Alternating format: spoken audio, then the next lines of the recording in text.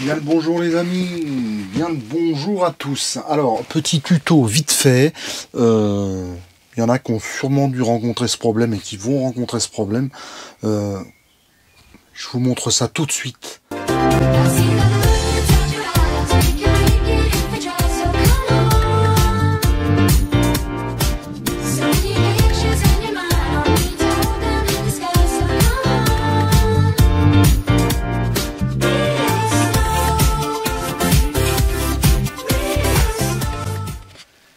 Au sujet des chaudières Truma.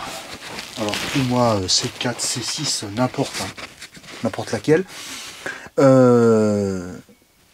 Vous avez sûrement déjà remarqué, enfin certains ont sûrement déjà remarqué, que quand vous mettez en route votre chaudière, même quand vous la remplissez d'eau, il y a un goutte à goutte dessous. Il y a une petite mise à l'air dessous et ça goûte, ça fait une tache. Alors quand vous êtes sur du goudron, ça fait une tache. Voilà. Alors, il y a le Frost Control qui, je vais vous montrer, est quelque chose une sécurité pour la chaudière pour pas que ça gèle à l'intérieur. Ça, c'est complètement différent. Et vous avez une mise à l'air quand vous videz votre chaudière ou pour enlever l'air, hein, surtout quand vous produisez de l'eau chaude, pour pas que ça monte en pression. C'est une légère de petite soupape. Et ça, des fois, ça se remplit de calcaire. Alors je vais vous montrer où ça se trouve sous le camping-car. Après on va enlever la banquette là. On va regarder la chaudière et on va regarder comment on peut réparer ça gratuitement. Hein, si c'est vraiment c'est pas foutu, parce que si c'est foutu, bon bah faut le changer. C'est pas très onéreux, ça vaut une vingtaine d'euros, mais bon, hein, quand on n'en a pas un sous la main, on peut déjà essayer de réparer. Allez, c'est parti, on y va. Alors, comme vous pouvez le voir, là, vous avez un tuyau là. Vous voyez ce tuyau là? Donc là, ça, c'est bien évidemment la mise à l'air. Le Frost Control, il est plus loin. Voilà, c'est le tuyau bleu là. Ça, c'est pour vidanger. Hein.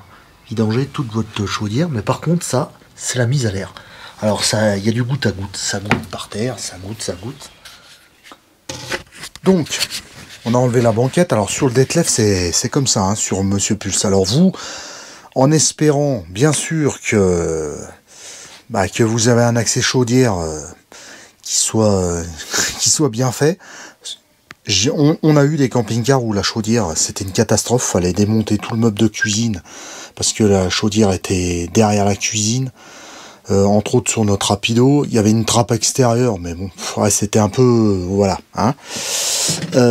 Donc la chaudière, nous, elle est accessible ici, hein, en soulevant cette trappe. Donc elle est là. Alors là, on a bien sûr la carte électronique et tout ce qui s'ensuit. C'est pas ça qui nous intéresse. Le Frost Control est ici. Vous voyez, le Frost Control, il est là. Alors, attendez, je vais vous montrer ça un peu mieux, avec un petit peu de lumière. Voilà. Frost Control est ici. Donc ça, c'est ce qui déclenche quand à partir de 4 degrés pour éviter que ça gèle dans votre chaudière. Là, on va le déclencher pour vider la chaudière. Voilà. Je vous rappelle que pour le réenclencher, il faut appuyer sur le bouton qui est en bas, ici, là, comme ça, fermer et enclencher. Voilà. Et là, on l'a déclenché pour vider la chaudière. Donc nous, ce qui nous intéresse, c'est la mise à l'air. Et elle est où la mise à l'air? La mise à l'air, elle est sur la sortie eau chaude. Donc la sortie d'eau chaude, elle n'est pas là. Chez Detlef, ils ont pensé à tout.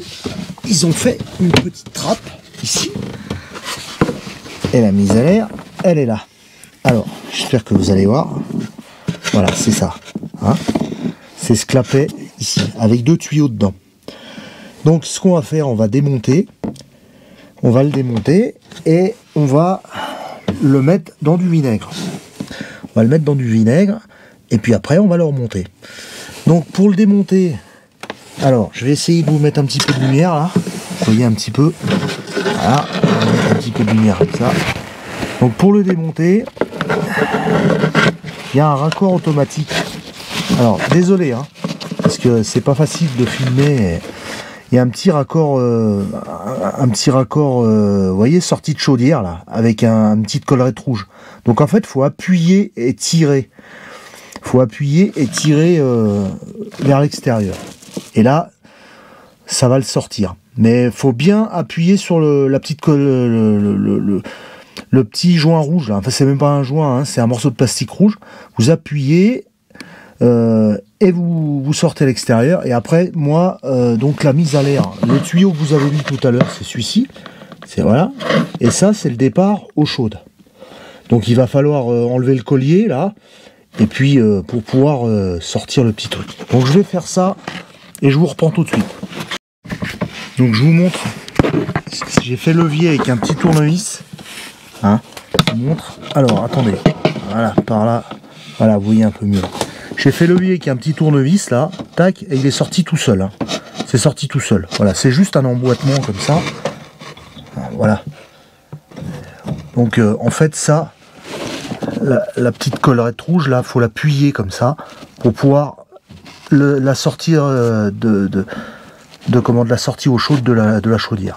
Maintenant je vais enlever le collier là et puis on va sortir tout ça. Allez. Bon et bien voici l'objet. Alors l'objet, comment ça se présente? Donc là en fait l'objet il est comme ça. Voilà. Il est même comme ça, voilà. Là, il est branché dans la chaudière, sortie d'eau chaude. Là, on a le départ eau chaude du tuyau, l'alimentation d'eau chaude de tous les robinets. Et là, on a la mise à l'air. Alors, je vais vous montrer comment ça marche. En fait, au fond, il y a un petit clapet. Voilà, il y a un petit clapet au fond, là. Et quand on souffle, là, voilà, il y a un petit clapet dedans. C'est-à-dire que on peut souffler, c'est-à-dire que l'air peut rentrer ici, mais ça peut pas sortir. Donc quand c'est un peu bloqué comme ça, ça veut dire qu'il y a du calcaire au fond. Alors là, je vois un peu au fond, ouais, il y a un peu de calcaire au fond là. Donc qu'est-ce qu'on va faire? Ben on va essayer de le nettoyer. Puis si ça marche pas, ben on le changera. Hein. Voilà, cet objet là, bon, c'est pas grand chose, hein, mais j'ai regardé sur les comment ça s'appelle, sur internet là, sur les accessoiristes camping-car, ça vaut quand même 20 balles plus le port et tout ça. Bref, quand vous avez tout fait, il y en a pour 30 balles. Un morceau de plastique avec une bague et un joint torique à l'intérieur. Bon, enfin bref, hein, quand on peut pas faire autrement. Hein.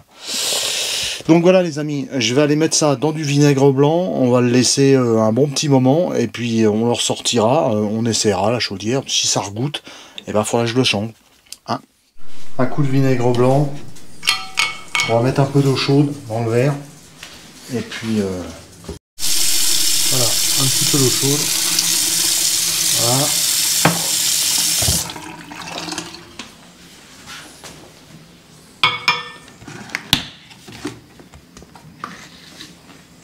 Un petit peu de vinaigre blanc dedans.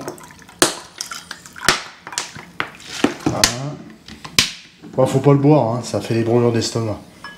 Il faut mettre ça là-dedans. Et on va le laisser un bon petit moment là-dedans. Hein.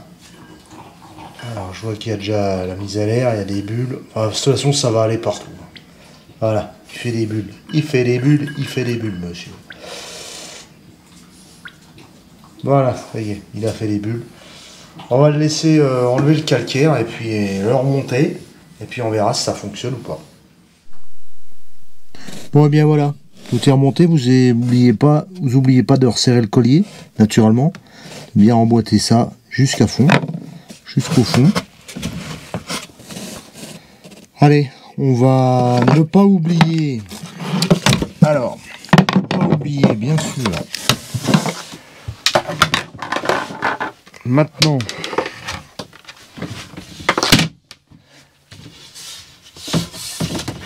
faut pas oublier de réarmer le frost control.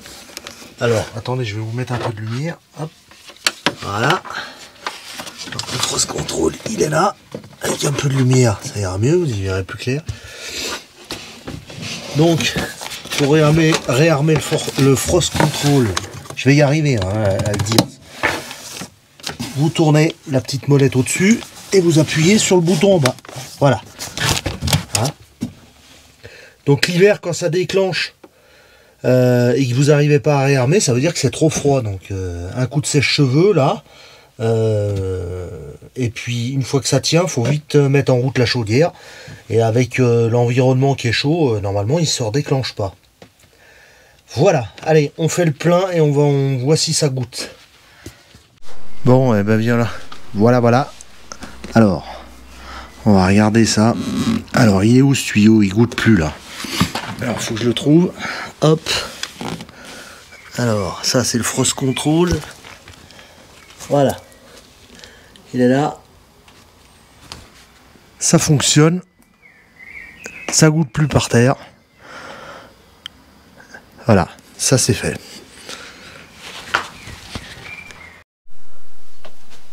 Bon les amis, eh bien voilà. Alors n'oubliez pas de couper la chaudière. Bien sûr pour tester, hein, il faut mettre en route la chaudière pour qu'il y ait de l'eau chaude. Vous tirez de l'eau chaude à vos robinets et puis vous allez regarder si dehors ça fait du goutte à goutte. Ah là c'est bon, apparemment c'était du calcaire. Alors j'ai remarqué que dans le tuyau d'évacuation, il y a plein de calcaire.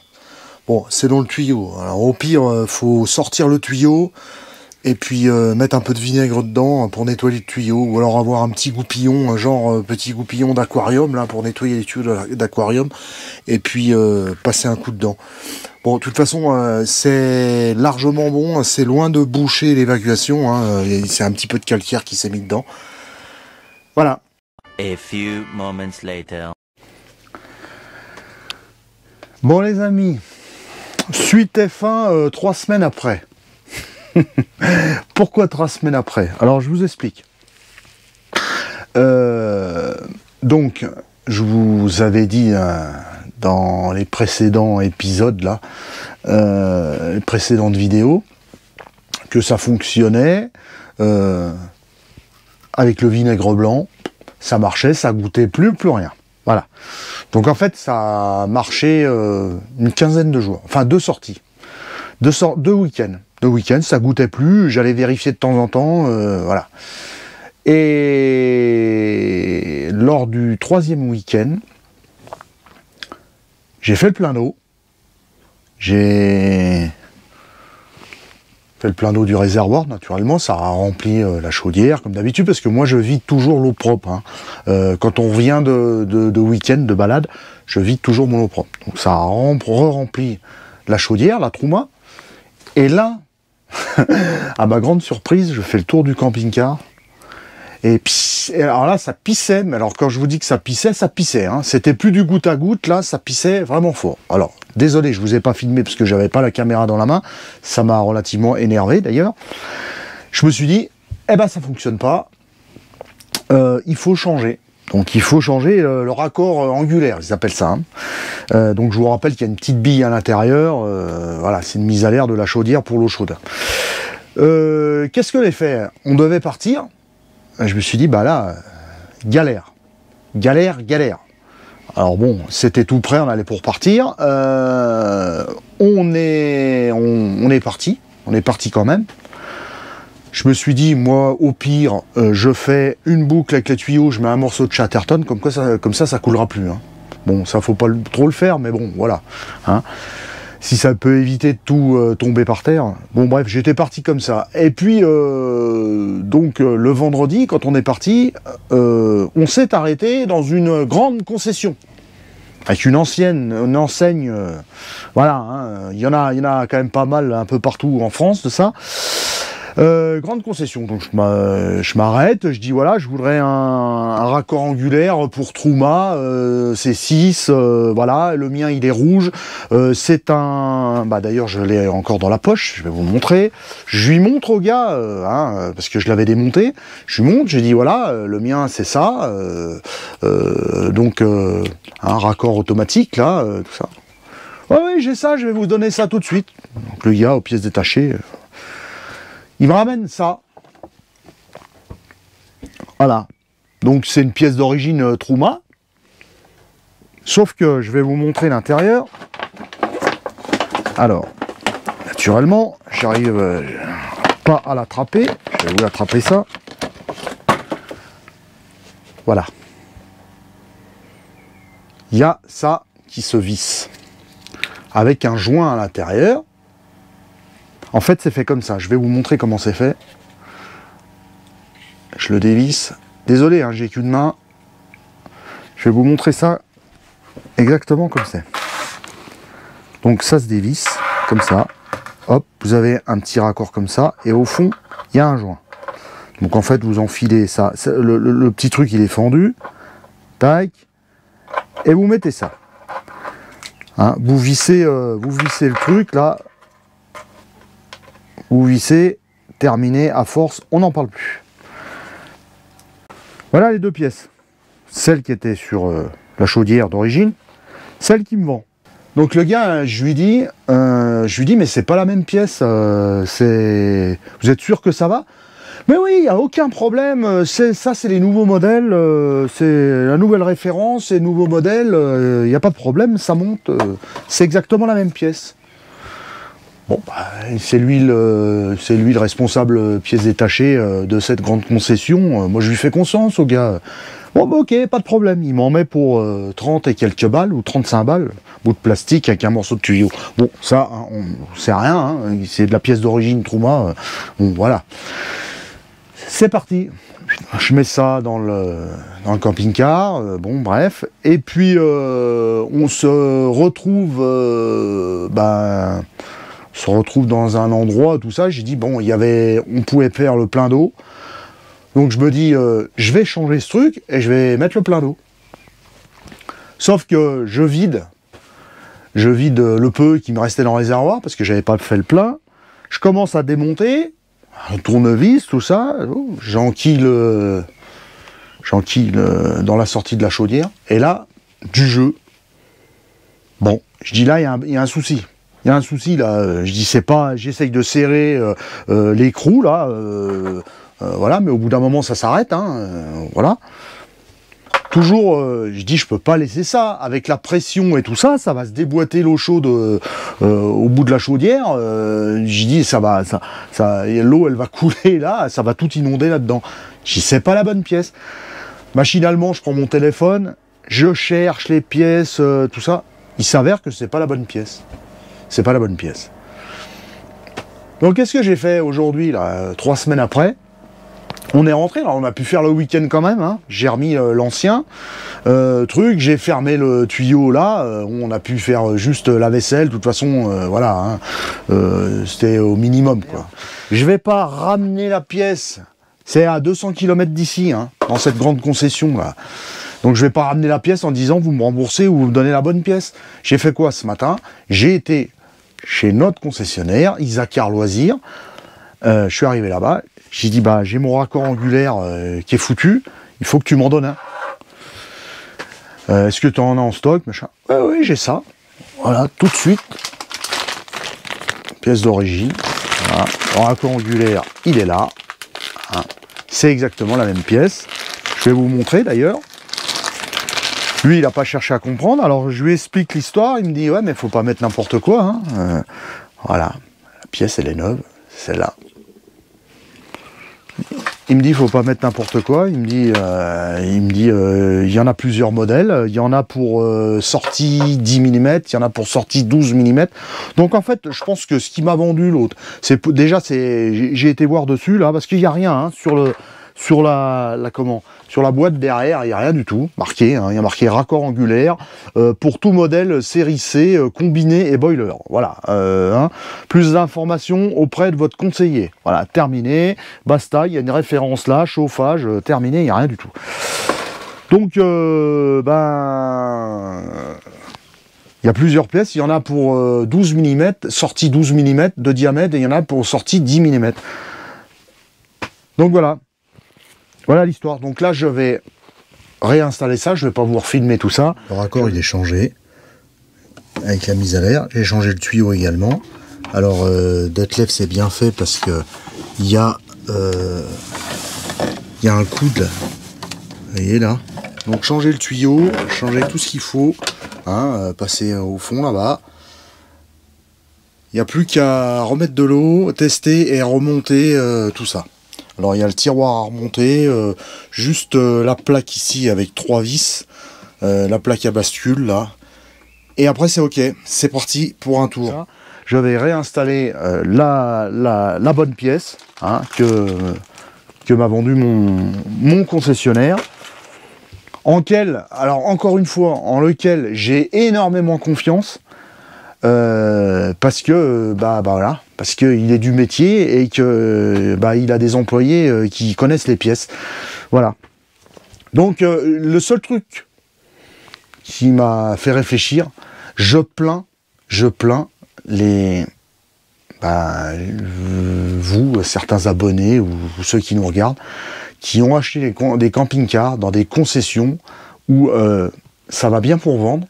Alors après, au SAV, quand vous avez un problème, j'imagine même pas. J'imagine même pas quand vous amenez votre camping-car pour faire réparer quelque chose ou n'importe quoi, j'imagine même pas qu'ils vous mettent pas la bonne pièce ou alors que... Enfin bref, c'est du n'importe quoi. Les gens qui connaissent pas leur métier, voilà. Bon, c'est rien, hein, ça c'est une petite pièce, mais j'imagine même pas avec une autre pièce un peu plus importante ou n'importe quoi, je sais pas. Donc, je vous plains, C'est pour ça qu'avec Fab, on n'a pas arrêté de le dire dans toutes nos vidéos, le concessionnaire est presque plus important que la marque du véhicule. Parce que si vous avez un véhicule, certes, qui n'est pas super haut de gamme ou quoi que ce soit, mais par contre vous avez un super concessionnaire qui fait bien son boulot, qui a un atelier valable, avec un SAV compétent, si vous avez des problèmes, il se mettra en 4 pour vous réparer votre véhicule, il y aura les bonnes pièces, ce sera fait dans les règles de l'art, il y aura des bonnes réparations. Alors c'est sûr que si vous achetez un camping-car peut-être moins cher, ou alors d'une marque, machin, et puis vous allez dans une concession où, entre parenthèses, excusez-moi du terme, mais c'est des branquignoles, ça va être la galère à chaque fois que vous allez amener votre camping-car là-bas, parce qu'à chaque fois, ils vont vous faire n'importe quoi dedans. Voilà. C'était le coup de gueule du jour, comme dirait l'autre. Alors, cette vidéo, cette fois, elle se termine là, hein, parce que je vais pas changer le truc 10 fois.